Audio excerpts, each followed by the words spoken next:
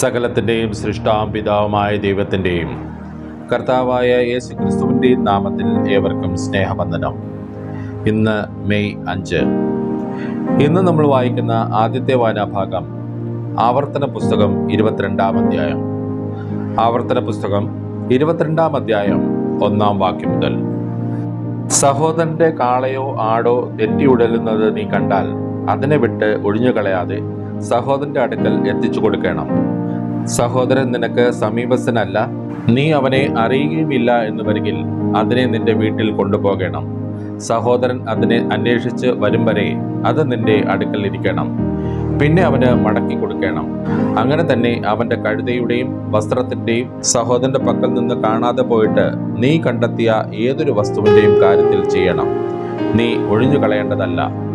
സഹോദരന്റെ കഴുതയോ കാളയോ വഴിയിൽ വീണു കിടക്കുന്നത് നീ കണ്ടാൽ വിട്ട് ഒഴിഞ്ഞു കളയാതെ അതിനെ എഴുന്നേൽപ്പിപ്പാൻ അവനെ സഹായിക്കണം. പുരുഷന്റെ വസ്ത്രം സ്ത്രീയും സ്ത്രീയുടെ വസ്ത്രം പുരുഷനും ധരിക്കരുത്. അങ്ങനെ ചെയ്യുന്നവരൊക്കെയും നിന്റെ ദൈവമായ യഹോവയ്ക്ക് വെറുപ്പാകുന്നു. മരത്തിന്മേലെങ്കിലും നിലത്തിലെങ്കിലും കുഞ്ഞുങ്ങളോ മുട്ടകളോ ഉള്ള ഒരു പക്ഷിക്കൂട് നീ വഴിയിൽ വെച്ച് കണ്ടാൽ തള്ള കുഞ്ഞുങ്ങളിൽ മേലോ മുട്ടകളിൽ മേലോ ഇരിക്കുന്നു എങ്കിൽ നീ കുഞ്ഞുങ്ങളോടുകൂടെ തള്ളയെ പിടിക്കരുത്.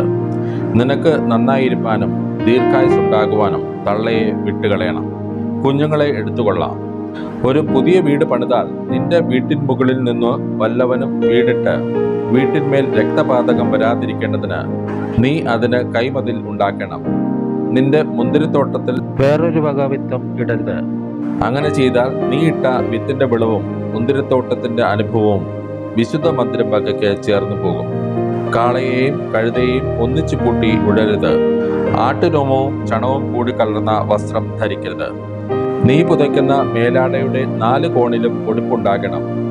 ഒരു പുരുഷൻ ഒരു സ്ത്രീയെ പരിഗ്രഹിച്ച് അവളുടെ അടുക്കൽ ചെന്ന ശേഷം അവളെ വെറുത്ത്, ഞാൻ ഈ സ്ത്രീയെ പരിഗ്രഹിച്ച് അവളുടെ അടുക്കൽ ചെന്നാറേ അവളിൽ കന്യകാലക്ഷണം കണ്ടില്ല എന്ന് പറഞ്ഞ് അവളുടെ മേൽ നാണക്കേട് ചുമത്തി അപവാദം പറഞ്ഞുണ്ടാക്കിയാൽ യുവതിയുടെ അമ്മയപ്പന്മാർ അവളുടെ കന്യകാലക്ഷണങ്ങൾ എടുത്ത് പട്ടണത്തിലെ മൂപ്പന്മാരുടെ അടുക്കൽ പട്ടണവാതിൽക്കൽ കൊണ്ടുവരണം. യുവതിയുടെ അപ്പൻ മൂപ്പന്മാരോട്, ഞാൻ എൻ്റെ മകളെ ഈ പുരുഷന് ഭാര്യയായി കൊടുത്തു, എന്നാൽ അവന് അവളോട് അനിഷ്ടമായിരിക്കുന്നു. ഞാൻ നിന്റെ മകളിൽ കന്യകാലക്ഷണം കണ്ടില്ല എന്ന് പറഞ്ഞ് അവളുടെ മേൽ നാണക്കേട് ചുമത്തുന്നു. എന്നാൽ എൻ്റെ മകളുടെ കന്യകാലക്ഷണങ്ങൾ ഇതാ എന്ന് പറഞ്ഞ് പട്ടണത്തിലെ മൂപ്പന്മാരുടെ മുമ്പിൽ ആ വസ്ത്രം വിടർത്തേണം. അപ്പോൾ പട്ടണത്തിലെ മൂപ്പന്മാർ ആ പുരുഷനെ പിടിച്ച് ശിക്ഷിക്കണം. അവൻ ഇസ്രായേലിൽ ഒരു കന്യകയുടെ മേൽ അപവാദം പറഞ്ഞുണ്ടാക്കിയതിനാൽ അവർ അവനെ കൊണ്ട് 100 വെള്ളിക്കാശ് പിഴ ചെയ്യിച്ച് യുവതിയുടെ അപ്പന് കൊടുക്കണം. അവൾ അവന് തന്നെ ഭാര്യയായിരിക്കണം. അവന് തൻ്റെ ആയുഷ്കാലത്തൊരിക്കലും അവളെ ഉപേക്ഷിച്ചുകൂടാ. എന്നാൽ യുവതിയിൽ കന്യകാലക്ഷണം കണ്ടില്ല എന്നുള്ള വാക്ക് സത്യമായിരുന്നാൽ അവർ യുവതിയെ അവളുടെ അപ്പന്റെ വീട്ടുവാതിൽക്കൽ കൊണ്ടുപോയി അവൾ ഇസ്രായേലിൽ വഷളത്വം പ്രവർത്തിച്ച് അപ്പന്റെ വീട്ടിൽ വെച്ച് വേശ്യാദോഷം ചെയ്യുക കൊണ്ട് അവളുടെ പട്ടണക്കാർ അവളെ കല്ലെറിഞ്ഞ് കൊല്ലണം. ഇങ്ങനെ നിങ്ങളുടെ ഇടയിൽ നിന്ന് ദോഷം നീക്കിക്കളയണം. ഒരു പുരുഷന്റെ ഭാര്യയായ സ്ത്രീയോടുകൂടെ ഒരുത്തൻ ശയിക്കുന്നത് കണ്ടാൽ സ്ത്രീയോടുകൂടെ ശയിച്ച പുരുഷനും സ്ത്രീയും ഇരുവരും മരണശിക്ഷ അനുഭവിക്കണം. ഇങ്ങനെ ഇസ്രായേലിൽ നിന്ന് ദോഷം നീക്കിക്കളയണം. വിവാഹ നിശ്ചയം കഴിച്ചിരിക്കുന്ന കന്യകയായ ഒരു യുവതിയെ ഒരുത്തൻ പട്ടണത്തിൽ വെച്ച് കണ്ട് അവളോടുകൂടെ ശയിച്ചാൽ യുവതി പട്ടണത്തിൽ ആയിരുന്നിട്ടും നിലവിളിക്കായക കൊണ്ടും പുരുഷൻ കൂട്ടുകാരന്റെ ഭാര്യയ്ക്ക് പോരായ്ക വരുത്തിയതുകൊണ്ടും നിങ്ങൾ അവരെ ഇരുവരെയും പട്ടണവാതിൽക്കൽ കൊണ്ടുവന്ന് കല്ലെറിഞ്ഞ് കൊല്ലണം. ഇങ്ങനെ നിങ്ങളുടെ ഇടയിൽ നിന്ന് ദോഷം നീക്കിക്കളയണം. എന്നാൽ വിവാഹം നിശ്ചയം കഴിഞ്ഞിരിക്കുന്ന ഒരു യുവതിയെ ഒരുത്തൻ വയലിൽ വെച്ച് കണ്ട് ബലാത്കാരം ചെയ്ത് അവളോടുകൂടെ ശയിച്ചാൽ പുരുഷൻ മാത്രം മരണശിക്ഷ അനുഭവിക്കണം. യുവതിയോടോ ഒന്നും ചെയ്യരുത്. അവൾക്ക് മരണയോഗ്യമായ പാപമില്ല. ഒരുത്തൻ കൂട്ടുകാരന്റെ നേരെ കയർത്ത് അവനെ കൊല്ലുന്നത് പോലെ അത്രേ ഈ കാര്യം. വയലിൽ വെച്ചല്ലോ അവൻ അവളെ കണ്ടെത്തിയത്. യുവതി നിലവിളിച്ചാലും അവളെ രക്ഷിപ്പാൻ ആൾ ഇല്ലായിരുന്നു. വിവാഹ നിശ്ചയം കഴിയാത്ത കന്യകയായ ഒരു യുവതിയെ ഒരുത്തൻ കണ്ട് അവളെ പിടിച്ച് അവളോടുകൂടെ ശയിക്കുകയും അവരെ കണ്ടുപിടിക്കുകയും ചെയ്താൽ അവളോടുകൂടെ ശയിച്ച പുരുഷൻ യുവതിയുടെ അപ്പന് 50 വെള്ളിക്കാശ് കൊടുക്കണം. അവൾ അവന്റെ ഭാര്യയാകുകയും വേണം. അവൻ അവൾക്ക് പോരായ്ക വരുത്തിയല്ലോ. അവന് തൻ്റെ ആയുഷ്കാലത്തൊരിക്കലും അവളെ ഉപേക്ഷിച്ചുകൂടാ. അപ്പന്റെ ഭാര്യയെ ആരും പരിഗ്രഹിക്കരുത്. അപ്പന്റെ വസ്ത്രം നീക്കുകയും അരുത്. ഇന്ന് നമ്മൾ വായിക്കുന്ന രണ്ടാമത്തെ വായനാഭാഗം ഉത്തമഗീതം 2. ഉത്തമഗീതം 2:1 മുതൽ. ഞാൻ ശാരോനിലെ പനിനീർ പുഷ്പവും താഴ്വരകളിലെ താമരപ്പൂവും ആകുന്നു. മുള്ളുകളുടെ ഇടയിൽ താമര പോലെ കന്യകമാരുടെ ഇടയിൽ എൻ്റെ പ്രിയ ഇരിക്കുന്നു. കാട്ടുമരങ്ങളുടെ ഇടയിൽ ഒരു നാരകം പോലെ യൗവനക്കാരുടെ ഇടയിൽ എൻ്റെ പ്രിയൻ ഇരിക്കുന്നു. അതിൻ്റെ നിഴലിൽ ഞാൻ അതിമോദത്തോടെ ഇരുന്നു. അതിൻ്റെ പഴം എൻ്റെ രുചിക്ക് മധുരമായിരുന്നു. അവൻ എന്നെ വീഞ്ഞു വീട്ടിലേക്ക് കൂട്ടിക്കൊണ്ടു ചെന്നു. എൻ്റെ മീതെ അവൻ പിടിച്ചിരിക്കുന്ന കൊടി സ്നേഹമായിരുന്നു. ഞാൻ പ്രേമപരവശയായിരിക്കാൻ മുന്തിരിയട തന്ന് എന്നെ ശക്തീകരിപ്പിൻ, നാരങ്ങ തന്ന് എന്നെ തണുപ്പിപ്പിൻ. അവൻ്റെ ഇടംകൈ എൻ്റെ തലയിൽ കീഴെ ഇരിക്കട്ടെ, അവൻ്റെ വലംകൈ എന്നെ ആശ്ലേഷിക്കട്ടെ. യെരുശലേം പുത്രിമാരെ, വയലിലെ ചെറുമാനുകളാണ്, വേടമാനുകളാണ്. പ്രേമത്തിന് ഇഷ്ടമാകുവോളം അതിനെ ഇളക്കരുത്, ഉണർത്തുകയും അരുത്. അതാ എൻ്റെ പ്രിയന്റെ സ്വരം അവൻ മലകളിന്മേൽ ചാടിയും കുന്നുകളിന്മേൽ കുതിച്ചും കൊണ്ട് വരുന്നു. എൻ്റെ പ്രിയൻ ചെറുമാനിനും കലക്കുട്ടിക്കും തുല്യൻ. ഇതാ അവൻ നമ്മുടെ മതിൽക്ക് പുറമേ നിൽക്കുന്നു. അവൻ കിളിവാതിലൂടെ നോക്കുന്നു, അഴിക്കിടയിൽ കൂടി ഒളിഞ്ഞു നോക്കുന്നു. എൻ്റെ പ്രിയൻ എന്നോട് പറഞ്ഞത്, എൻ്റെ പ്രിയൻ എഴുന്നേൽക്ക, എൻ്റെ സുന്ദരി വരിക. ശീതകാലം കഴിഞ്ഞ് മഴയും മാറിപ്പോയല്ലോ. പുഷ്പങ്ങൾ ഭൂമിയിൽ കാണായി വരുന്നു. വള്ളിത്തല മുറിക്കും കാലം വന്നിരിക്കുന്നു. കുറുപ്രാവിൻ്റെ ശബ്ദവും നമ്മുടെ നാട്ടിൽ കേൾക്കുന്നു. അത്തിക്കായ്കൾ പഴുക്കുന്നു, മുന്തിരിവള്ളി പൂത്ത് സുഗന്ധം വീശുന്നു. എൻ്റെ പ്രിയെ എഴുന്നേൽക്ക, എൻ്റെ സുന്ദരി വരിക. പാറയുടെ പിളർപ്പിലും കടുന്തൂക്കത്തിൻ്റെ മറവിലും ഇരിക്കുന്ന എൻ്റെ പ്രാവേ, ഞാൻ നിന്റെ മുഖം ഒന്ന് കാണട്ടെ, നിന്റെ സ്വരം ഒന്ന് കേൾക്കട്ടെ. നിന്റെ സ്വരം ഇമ്പമുള്ളതും മുഖം സൗന്ദര്യമുള്ളതും ആകുന്നു.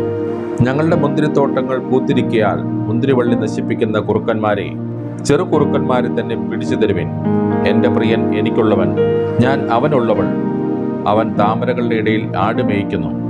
വെയിലാറി നിഴൽ കാണാതെയാകുവോളം എൻ്റെ പ്രിയനെ നീ മടങ്ങി ദുർഘട പർവ്വതങ്ങളിലെ ചെറുമാനിനും കലക്കൊട്ടിക്കും തുല്യനായിരിക്കാം.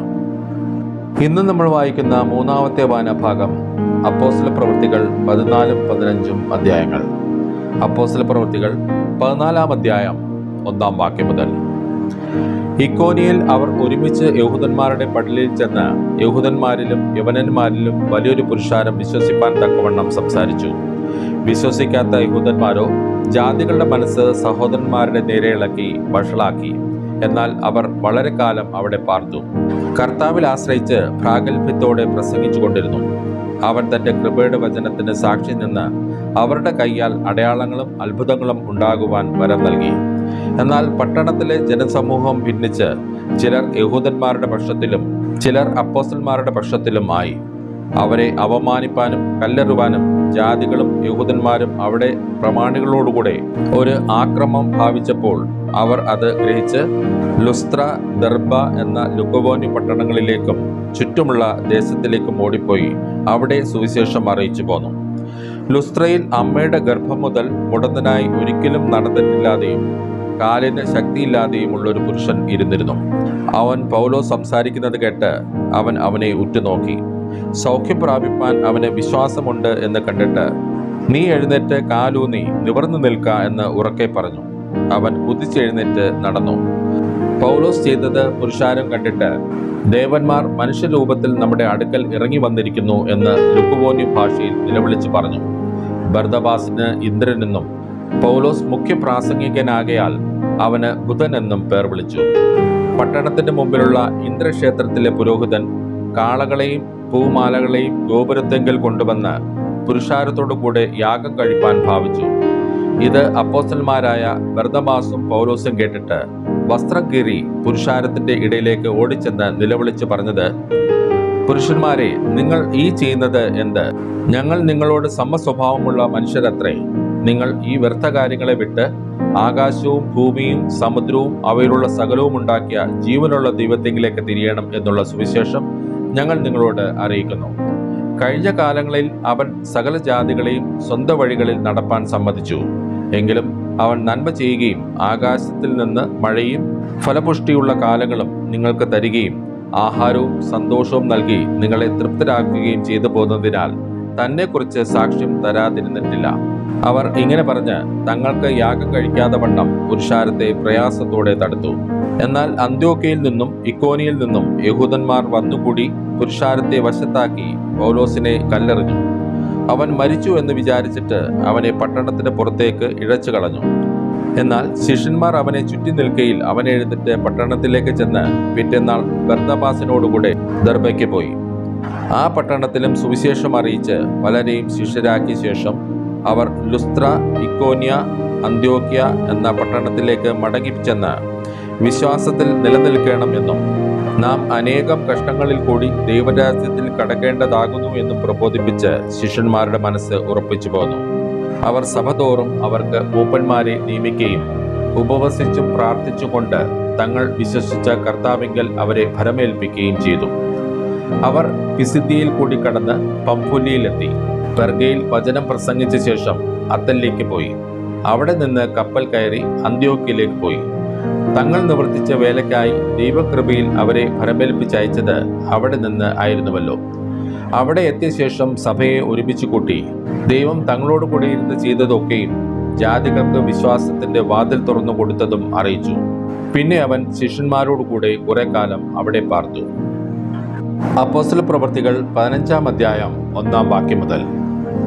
യഹൂദിയിൽ നിന്ന് ചിലർ വന്ന്, നിങ്ങൾ മോശ കൽപ്പിച്ച ആചാരമനുസരിച്ച് പരിച്ഛേദന ഏൽക്കാഞ്ഞാൽ രക്ഷ പ്രാപിപ്പാൻ കഴിയുകയില്ല എന്ന് സഹോദരന്മാരെ ഉപദേശിച്ചു.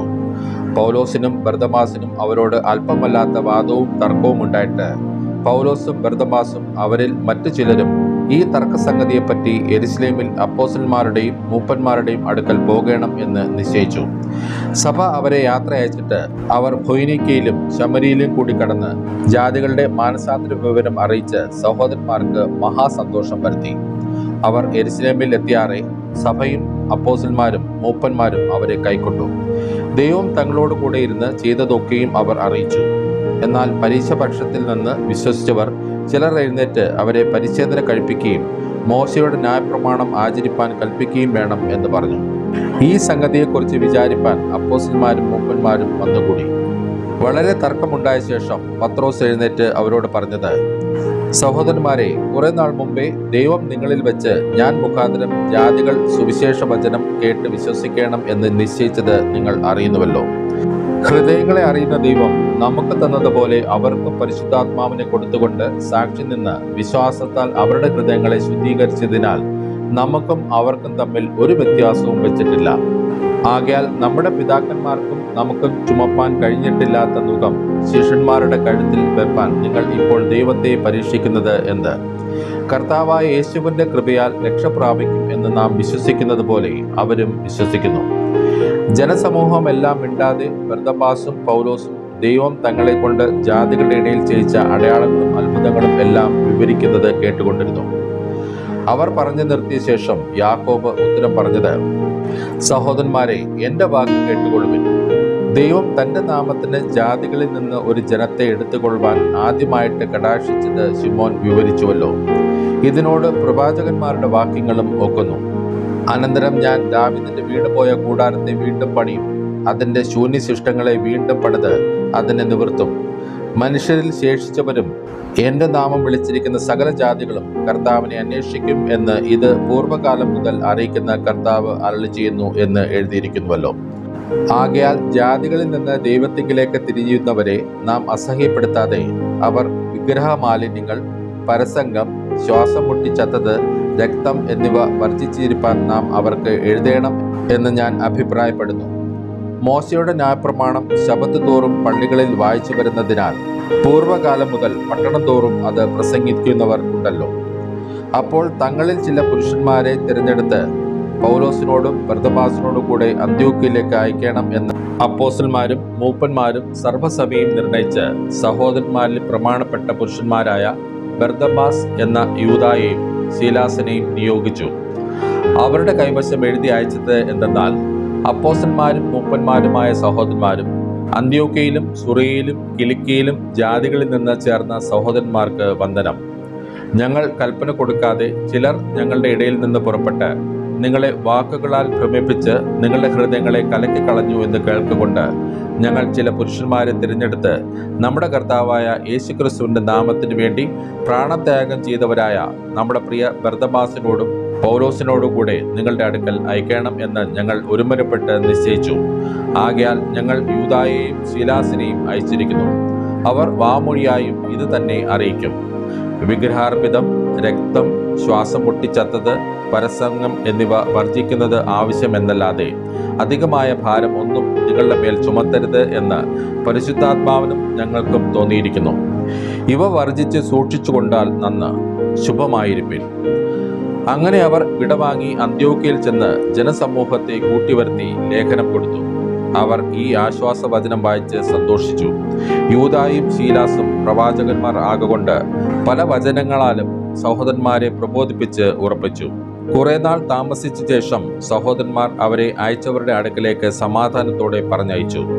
എന്നാൽ പൗലോസും ബർന്നബാസും അന്ത്യോക്യയിൽ പാർത്ത് മറ്റു പലരോടും കൂടെ കർത്താവിന്റെ വചനം ഉപദേശിച്ചും സുവിശേഷിച്ചും കൊണ്ടിരുന്നു.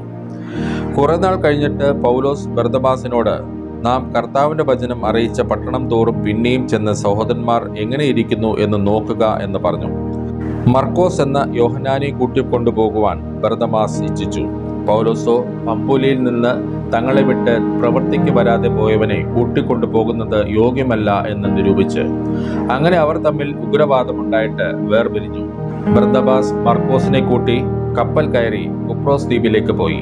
പൗലോസോ ശീലാസിനെ തിരഞ്ഞെടുത്ത് സഹോദരന്മാരാൽ കർത്താവിന്റെ കൃപയിൽ ഭരമേൽപ്പിക്കപ്പെട്ടിട്ട് യാത്ര പുറപ്പെട്ട് സുറിയ, കിലിക്യ ദേശങ്ങളിൽ കൂടി സഞ്ചരിച്ച് സഭകളെ ഉറപ്പിച്ചു പോന്നു.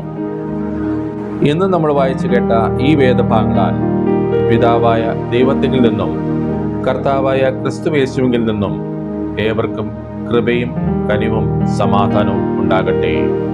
ആമേൻ.